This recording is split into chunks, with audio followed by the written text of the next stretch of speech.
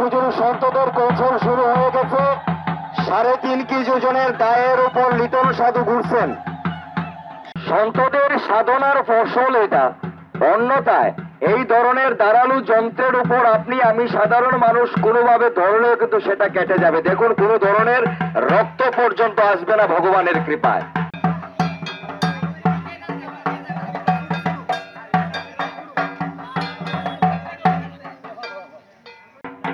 এখন সন্তরা আপনাদের সামনে যে খেলাগুলো নিয়ে আসবেন সেটা হলো সরসজ্জা।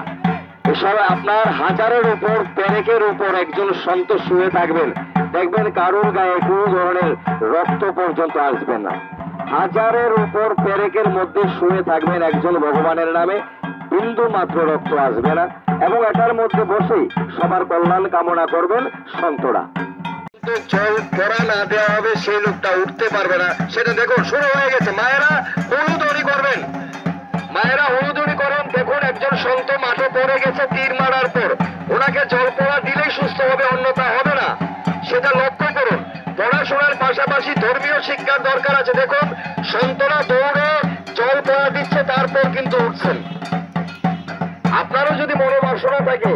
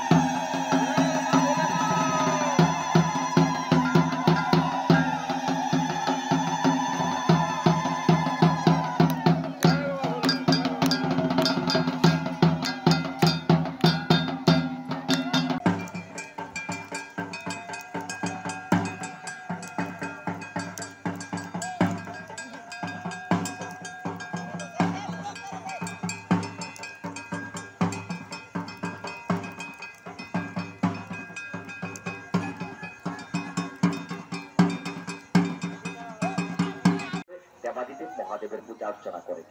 প্রত্যেক দিনে আপনারা লক্ষ্য করতে পারবেন পাঁচপাউর সংলগ্ন কালী মন্দিরে সন্তরা বসে থাকে।